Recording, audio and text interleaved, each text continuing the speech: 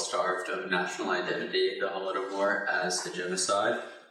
And before I get started on the Holodomor, first I want to talk about the definition of genocide. It was coined by a man named Raphael Lemkin, who was a Polish Jewish lawyer in 1944. And through his work at the United Nations, they adopted a definition to be acts committed with the intent to destroy in whole or in part a national, ethnical, racial, or religious group as such. But it's interesting because this definition differs from an earlier UN resolution that included political groups, which reflects Lemkin's own interpretation, but the Soviet delegation in 1948 advocated against including political groups. And then jumping into the Holodomor, it occurred during the reign of Joseph Stalin, and more specifically his first 5-year plan. Through his policies to spur rapid industrialization and collectivize agriculture, it would ultimately result in the Great Soviet Famine with an estimate between 8.7 and 10.8 million deaths across the USSR. But I will be focusing on the Holodomor, which is the famine just in Ukraine. And this is because Ukrainians uniquely suffered in this famine, making up 30 to 40% of total famine victims. And the term Holodomor means hunger-related mass extermination to imply an intent from the Stalinist regime to cause this suffering. And so my paper argues that the famine started as just kind of an unintended consequence of the first 5-year plan, but new policies that Stalin introduced made it to be genocidal. So firstly, for some background, there is a lot of evidence for bad harvest in 1931 and 1932. As you can see, there's a sharp decline from 1930. And there's a lot of different causes for these bad harvests, specifically the poor weather, like a drought in 1931. But the issue is because of the good harvest in 1930, when the Soviet government was making its estimates for 1931 and 1932, they thus overestimated their quotas and then would begin to blame the Ukrainian peasantry when they failed to meet the quotas. And the problem with blaming bad weather and bad harvest for a primary cause of the famine can be kind of neglected when you compare the Holodomor in 1932 to previous famines that were caused by bad weather alone, just because there is a completely different geographical footprint of famine intensity between weather-caused famines and man-made famines.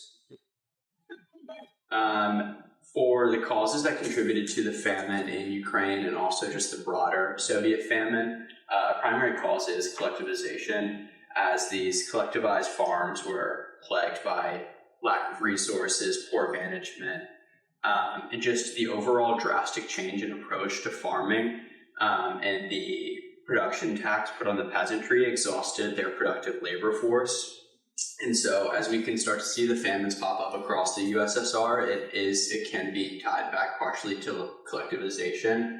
And interestingly, the geographical footprint between famine intensity and collectivized farms isn't directly correlated because Stalin would typically provide more aid to collectivized farms to kind of keep them producing. And then the two other factors that contributed to both the Holodomor but were more intense in Ukraine. Firstly, the dekulakization campaign.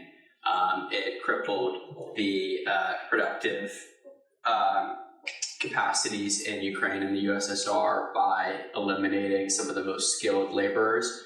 And it takes a special kind of genocidal aim in Ukraine as the definition of what a kulak was began to broaden and was used to specifically target Ukrainian farmers.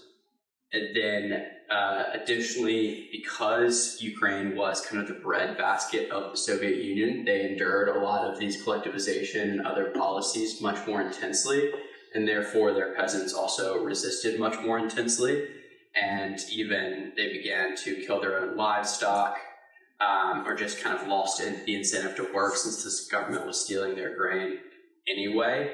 But what's interesting for the Holodomor specifically is that you will see that areas that had higher peasant resistance would face harsher kind of retaliatory policies from Stalin, and then these areas would have higher mortality rates. This information is essentially showing how they created these grain procurement quotas for all of the collectivized farms, hoping to collect the grain directly from the farms itself. But following the bad harvest that I mentioned, they were forced to reduce their quotas by a lot, and they weren't happy about it. And so the Soviet prime minister can be quoted saying that the reduced quota, even though it was still unrealistic, had to be fulfilled unconditionally, not lowering it by an ounce, which then causes these draconian measures that made this famine.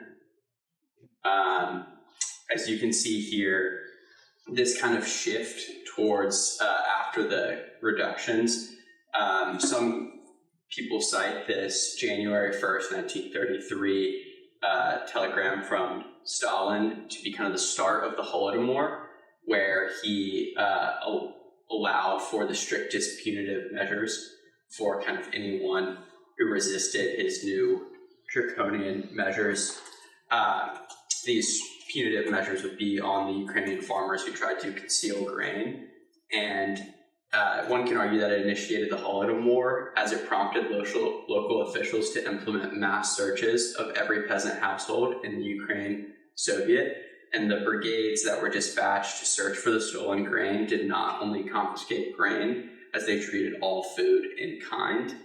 And so we can see that in 1932, these famine deaths were because just the high grain quotas, but in 1933, there's such a sharp increase that we can directly correlate it to Stalinist policies like grain requisitioning. Essentially, this